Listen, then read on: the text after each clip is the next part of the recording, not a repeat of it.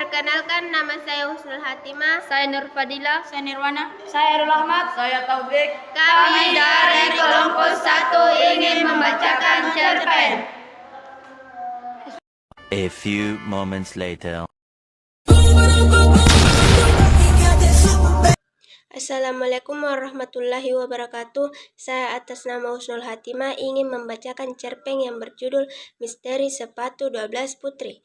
Pada zaman dahulu hiduplah seorang raja yang mempunyai 12 putri cantik. 12 putri itu tinggal bersama di kamar yang cantik dan besar. Raja melindungi putri-putrinya dengan sepenuh hati. Dan saat waktunya tidur, putri-putrinya tidak diizinkan keluar kamar. Tapi setiap pagi putri-putrinya bangun dengan keadaan yang sangat aneh. Sepatu para putrinya terlihat rusak, seolah-olah dia menari semalaman. Raja harus membelikan sepatu baru setiap hari, tetapi keesokan harinya sepatu putri-putrinya rusak lagi. Dan Raja dan anak buahnya tidak dapat memecahkan misteri sepatu itu. Akhirnya Raja berkata, siapapun yang memecahkan misteri tentang sepatu putri-putriku dapat menikahi putri yang dia pilih menjadi menantuku, dan akan menjadi raja setelah aku meninggal nanti. Tetapi dia hanya punya waktu 3 hari 3 malam untuk memecahkan misteri itu. Jika tidak, dia akan dipenjara seumur hidup. Banyak pemuda datang ke kerajaan itu. Mereka menjaga pintu kamar 12 putri itu. Tetapi setelah beberapa hari tidak ada satu orang pun yang dapat memecahkan misteri itu. Dan sepatu putri terus-menerus rusak setiap hari. Akhirnya seorang pemuda berhati baik mau mencobanya. Dan dia pun pergi ke istana itu. Di tengah jalan dia bertemu nenek-nenek yang sangat kumal. Dan nenek itu pun berkata, "Nak, aku sangat lapar. Maukah kamu kasih aku makanan?" Pemuda itu pun memberikan semua makanan yang ada di tas yang dia bawa kepada nenek. Sang nenek sangat senang karena pemuda yang sebelumnya yang ia temui tidak memberikan makanan apapun. Nenek itu tahu kalau pemuda itu berbeda dari yang lain.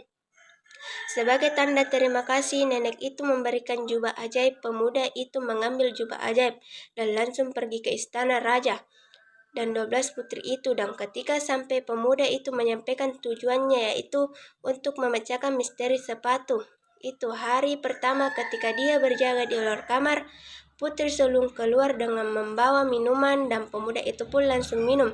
Tak lama kemudian pemuda itu pun mengantuk. Dia tertidur nyenyak sepanjang malam di kamar yang telah disiapkan. Keesokan harinya pemuda itu pun bangun dengan wajah yang panik. Pada malam kedua pemuda itu pun berjaga lagi di depan kamar putri-putri itu. Kali ini putri lainnya lagi yang keluar dan membawa minuman lagi untuk pemuda itu. Pemuda itu sangat haus. Ketika berjaga dan menunggu malam tanpa berpikir lama, pemuda itu pun langsung meminumnya. Dan pemuda itu pun tertidur lagi. Keesokan harinya pemuda itu pun bangun.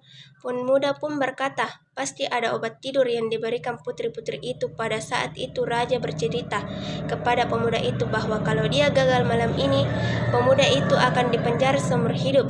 Pemuda itu harus memecahkan masalah sepatu itu hari ini. Malam itu terakhir kalinya pemuda itu berjaga di depan kamar putri-putri. Kali ini putri bungsu keluar dengan membawa segelas air minum lagi. Pemuda itu pun berterima kasih kepada putri. Setelah putri masuk, pemuda itu pun membuat minuman itu. Kali ini dia berdiri sampai malam. Semakin larut dan tengah malam pun tiba. Pemuda itu memakai jubah ajaibnya dan dia langsung menjadi tidak terlihat. Perlahan dia buka pintu kamar putri dan tidak percaya dengan apa yang dia lihat. Semua putri memakai pakaian berdansa mereka, rambut yang sudah ditata dan wajah pun dia rias cantik. Dengan menggunakan sepatu baru, salah satu putri membuka pintu dan melihat kamar dan putri lainnya menempelkan telinganya ke dinding. Pada saat itu, sang pemuda tahu dia harus mengorot. Putri sulung menggeserkan tempat tidurnya dan setelah itu dia tepuk tangan 3 kali. Sebuah jalan rahasia terbuka di bawah tempat tidur itu. Pemuda itu tidak percaya lagi dengan apa yang dia lihat. Semua putri memasuki jalan rahasia itu dan pemuda itu pun mengikuti dari belakang jalan. Rahasia itu menuju ke sebuah tangga. Ketika mereka menuruni tangga, pemuda itu menginjak gaun salah satu putri.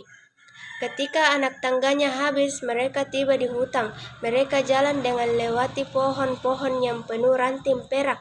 Pemuda itu mengambil satu ranting itu dan terus mengikuti putri-putri itu. Setelah berjalan lama, mereka sampai di depan danau. Ada 12 perahu dan di dalamnya ada 12 pangeran juga. Para putri menaiki perahu dan pemuda itu menaiki perahu yang terakhir. Setelah menyeberangi danau, mereka sampai di istana yang cantik dan besar. Pemuda itu mendengar ada suara musik di dalam istana itu. Saat melihat lewat jendela, pemuda itu melihat banyak sekali orang yang menari. Putri-putri pun masuk, mereka pun mulai berdansa. Mereka tidak pernah kelihatan capek dan terus menari. Tentu saja sepatu mereka rusak setiap harinya. Pemuda itu pun mengambil cangkir emas dari meja tanpa ada yang melihatnya. Para putri berdansa sampai pagi. Setelah itu pun para putri pulang dan akhirnya putri-putri itu sampai di istana. Tapi sepatu mereka sudah rusak. Pemuda itu pun senang karena dia bisa memecahkan misteri sepatu itu. Tidak lama kemudian raja pun datang ke pemuda itu dan pemuda itu pun menceritakan semua pada raja. Pertamanya raja tidak percaya, tapi pemuda itu menunjukkan ranting perak dan cangkir emas. Dan raja pun percaya kalau ceritanya itu benar dan raja menepati janjinya untuk menikahkan salah satu putrinya itu. Pemuda memilih putri bungsu. Semua para putri tidak senang karena rahasia mereka terbongkar, tetapi pemuda itu menikah dengan putri bungsu dan hidup bahagia. Sekian dari saya. Wassalamualaikum warahmatullahi wabarakatuh. Perkenalkan, nama saya Nur Fadilah. Pada kesempatan ini saya ingin membacakan cerpen yang berjudul Ransel Ajaib. Ibu Toti adalah guru di sekolah pelangi. Semua murid sangat mencintainya karena Bu Toti ramah, penyayang, menerangkan pelajaran apapun gampang dimengerti dan mempunyai ransel ajaib. Ratri juga menyayangi Bu Toti. Ratri baru sebulan pindah ke sekolah pelangi, tapi Ratri tidak percaya kalau Bu Toti mempunyai ransel ajaib. Tidak mungkin ada ransel ajaib yang bisa mengeluarkan banyak benda, kata Ratri. Kalau tidak percaya, ikut saja. Bila berjalan-jalan di tepi hutan, timpal asih teman sebangku Ratri. Ibu Toti sering mengajak jalan-jalan murid-muridnya. Dia menerangkan ilmu pengetahuan sambil langsung melihat alam. Bila jalan-jalan, Bu Toti selalu membawa ransel gendong ajaibnya. Ransel berwarna pink muda yang lucu, di depannya digantung boneka monyet dan sedang tersenyum. Waktu jalan-jalan perkampungan di tepi hutan, Bu Toti memberikan hadiah kepada saja yang ditemuinya. Bubuk beras, tepung terigu, cangkul, baju, dan benda lainnya. Semua benda yang diberikan itu dikeluarkan dari ransel gendongnya.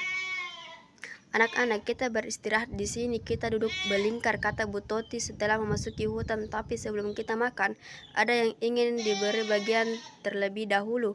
Ibu Toti mengeluarkan banyak buah-buahan, ada apel, pisang, pepaya, pir, jeruk, dan semangka. Tiba-tiba bermunculan banyak binatang, ada kelinci, rusa, kura-kura, monyet, burung, dan entah apa lagi. Ratri terkejut dan takut. Tenang saja, itu teman-teman Ibu Toti, teman kita juga, kata Asi. Setelah binatang itu pergi, Ibu Toti mengeluarkan makanan dan minuman lagi. Setiap siswa mendapatkan sebungkus nasi dan lauknya, sebotol minuman mineral, dan sebuah buah-buahan. Ratri takjubnya melihat ransel Bu Toti. Memang benar-benar ajaib. Menjelang siang, mereka pulang. Di perjalanan, Bu Toti menghampiri Ratri. Ratri, tidak usah heran dengan ransel ibu, kata Bu Toti seperti tahu apa yang ada di pikiran Ratri. Ini adalah ransel ilmu pengetahuan. Ilmu pengetahuan itu menakjubkan. Semakin kita memberikan kepada orang lain, semakin kepada makhluk lainnya di dunia ini, bukannya menjadi habis, tapi malah semakin banyak. Ratri tersenyum. Makanya Ratri harus pintar, banyak membaca, banyak belajar, sambung Bu Toti. Ratri memeluk Bu Toti. Dia berjanji akan belajar sungguh-sungguh, membaca sebanyak-banyaknya. Dia ingin mempunyai ransel pengetahuan yang ajaib. Dia ingin menjadi orang pintar yang membagikan ilmu pengetahuannya dengan bijaksana. Itulah yang sempat saya sampaikan. Saya akhir dengan ucapan Assalamualaikum warahmatullahi wabarakatuh. Halo teman-teman, perkenalkan nama saya Nirwana. Saya akan membacakan cerpen yang berjudul Sang Kancil dan Kedua Sahabatnya. Pada suatu hari, hiduplah hewan di dalam hutan yang bernama Kancil, dan dia mempunyai dua sahabat yang bernama Kelinci dan Kura-kura. Keesokan harinya, Kancil ingin pergi berjalan-jalan bersama kedua sahabatnya, tetapi sang Kancil tertidur pulas. Kedua sahabatnya pun telah tiba di depan rumah sang kancil. "Kancil, kancil, apakah kau ada di dalam?" tanya kedua sahabatnya. Tetapi kancil tak bangun-bangun. Lalu sahabat kancil masuk ke dalam rumah kancil. "Kancil, ayolah bangun, kan kita mau pergi kan?" ucap kedua sahabatnya. Kancil pun terbangun. "Wah, kalian sejak kapan di sini?" tanya kancil. Lalu kedua sahabatnya berkata, "Sejak tahun depan." Kancil pun tertawa. "Hehehe, kamu sih lama, jadinya aku ketiduran deh," ucap kancil. Lalu kedua sahabatnya berkata, "Iya, kami berdua juga berminta maaf karena lambat kemari." Lalu mereka bersiap-siap untuk pergi ke sesuatu tempat. "Ayo kita pergi keburu malam nih," ucap kura-kura. Tetapi ada yang mendengar pembicaraan mereka. Mereka bertiga, yaitu harimau dan anak buahnya. "Wahahaha, aku akan memangsa kalian bertiga," ucap harimau. "Ayo cepat kita pergi menyiapkan jebakan untuk mereka bertiga." Setelah memasang perangkat, dia lari bersembunyi bersama anak buahnya.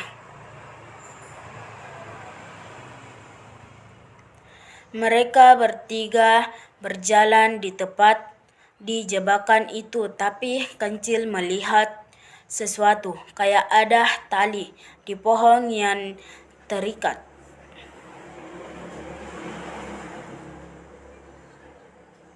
Lalu kancil mencari batu untuk melempar ke tempat dia lihat. Lalu kancil berkata, "Nah, kan ada jebakan di sini. Kita harus berhati-hati, sahabatku," ucap kancil. Kancil dan kedua sahabatnya melanjutkan perjalanan dia rencanakan sejak awal. Tapi sang kelinci lapar. "Aku lapar nih," ucap kelinci sambil tersenyum tipis. Lalu kancil dan kura-kura mencari makanan di sekitar mereka, tetapi dia cuma mendapatkan buah apel. Kancil pun memberikan kepada kelinci. "Makanlah kelinci, baru kita melanjutkan perjalanan kita."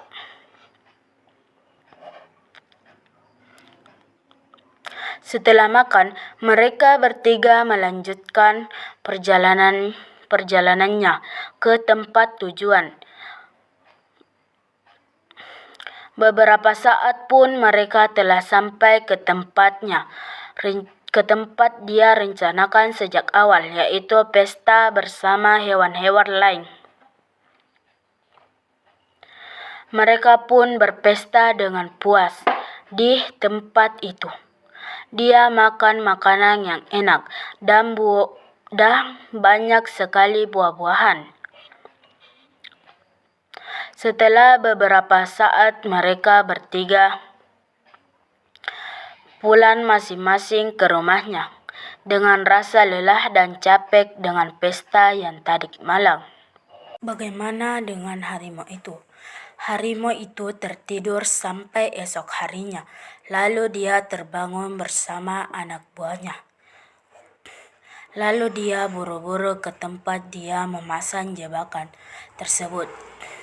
Tetapi tidak satu pun yang tertangkap. "Ah, payah, kok tidak ada satu pun yang tertangkap sih?" ucap harimau sambil marah. Sekian dari saya, bila ada kekurangan mohon dimaafkan. Wabillahi taufiq wal hidayah. Wassalamualaikum warahmatullahi wabarakatuh.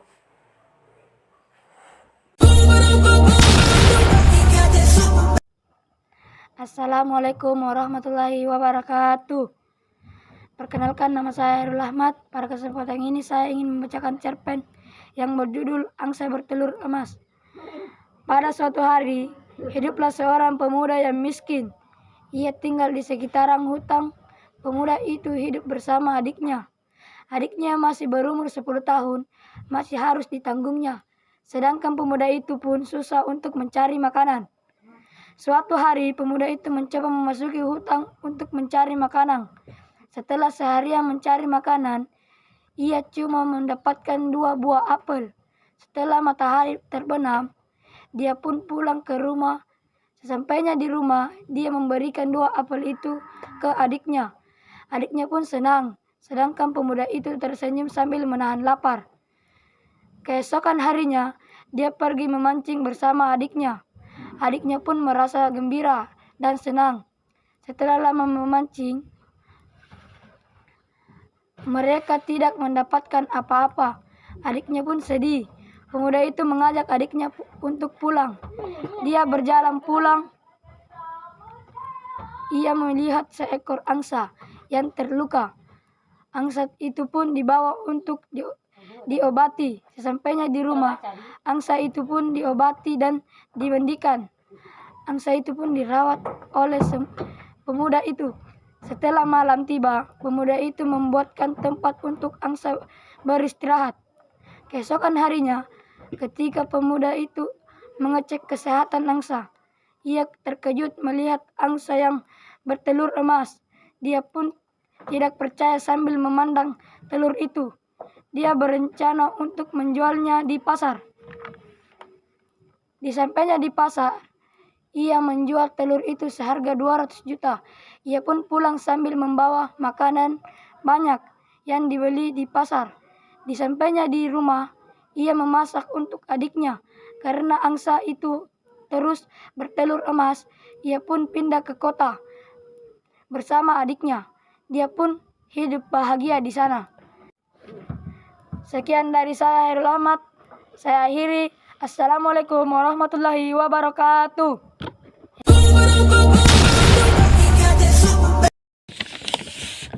Assalamualaikum warahmatullahi wabarakatuh. Perkenalkan, nama saya Taufik. Saya ingin membacakan cerpen tentang kisah anak culun. Pada suatu hari ada seorang anak yang bernama Adi. Ia anak pendiam dan sopan. Dia sering dibuli karena dia sangat culun.